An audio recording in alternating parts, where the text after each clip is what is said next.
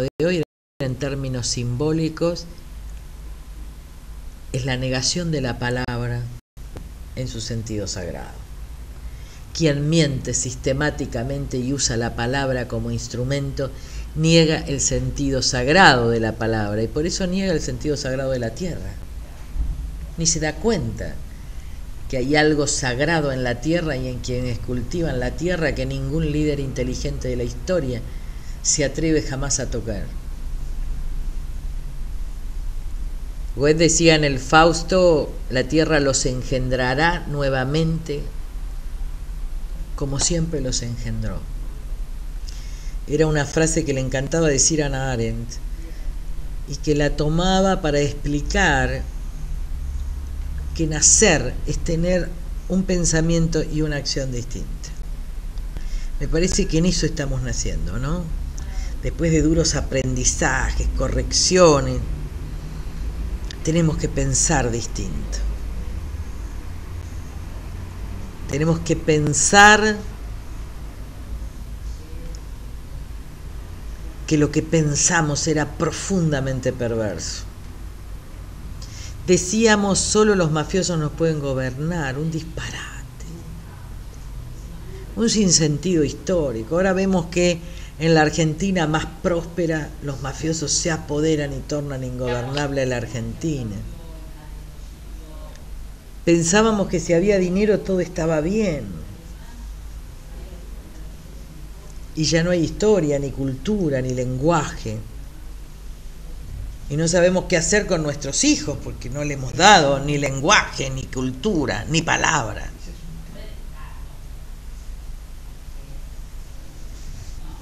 Hemos pensado que la violencia responde y soluciona la violencia. Hemos justificado represiones, pero también hemos usado la violencia para terminar con represiones. Creo que hemos pensado tan mal y que no fuimos nunca obligados a pensar bien, porque la riqueza material de la Argentina era tan enorme que podíamos vivir sin pensar. Porque otros pueblos en el desierto, si pensaban así, se aniquilaban en un día.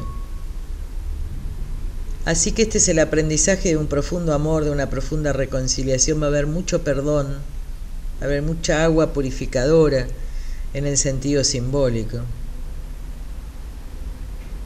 Es necesario pasar ahora, en el próximo tiempo, por oscuras quebradas, en la seguridad de que vamos a vivir con alegría una salida profundamente liberadora.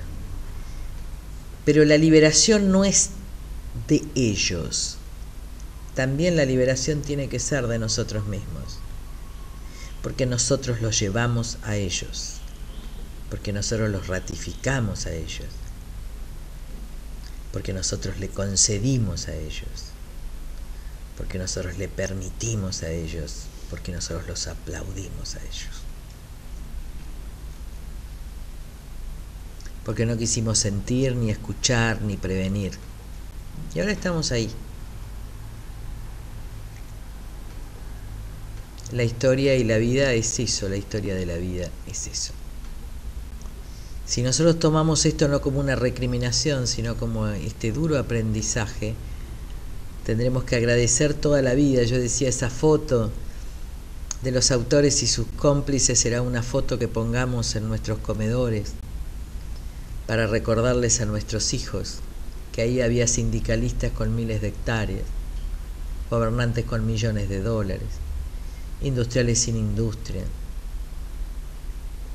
constructoras que hacían casas de cartón y cobraban 120% de sobreprecios, gobernadores que no defendían a sus pueblos, cobardes,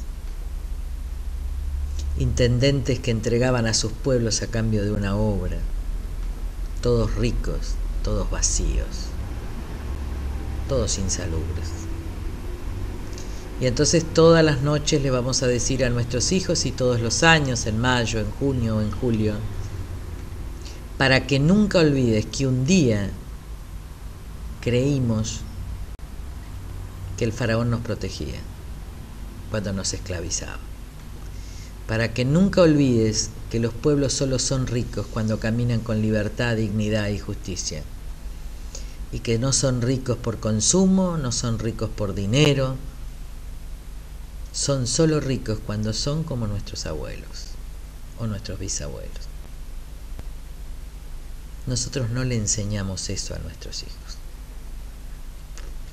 Y nuestros padres y nuestros abuelos nos enseñaron esto a nosotros, así que acá hay una responsabilidad de nuestra generación enorme.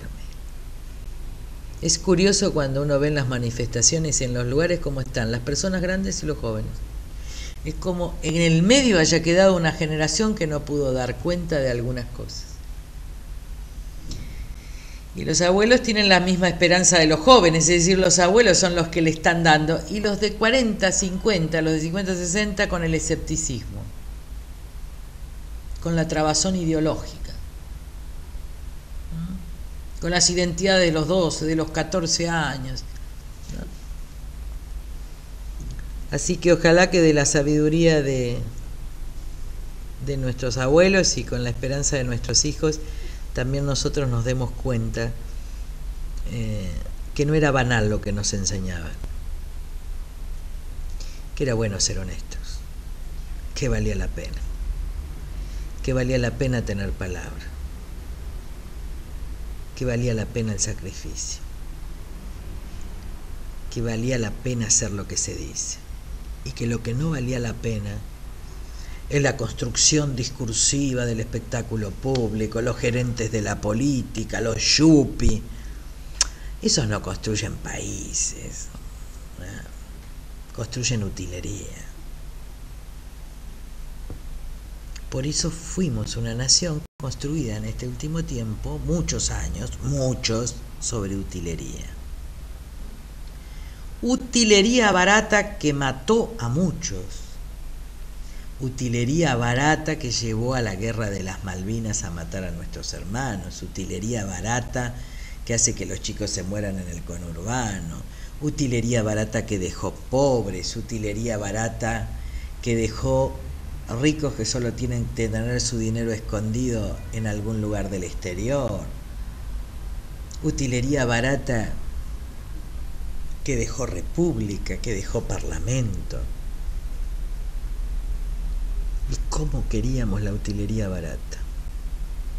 Qué falta de coraje al servicio de los principios y qué audacia al servicio de la riqueza mala vida. Con esto, empezamos la charla. Estén contentos, estemos preparados, serenos, tranquilos. Viene una crisis política fenomenal, pero no es crisis económica. Tengan serenidad, porque si no nosotros, por nuestra desesperación, podemos construir una crisis económica, y eso puede ser más grave. Entonces, no agravemos la situación que es nuestra. Veo muchos emails hablando de desestabilización, de retirar la plata de los bancos. Tengamos cuidado.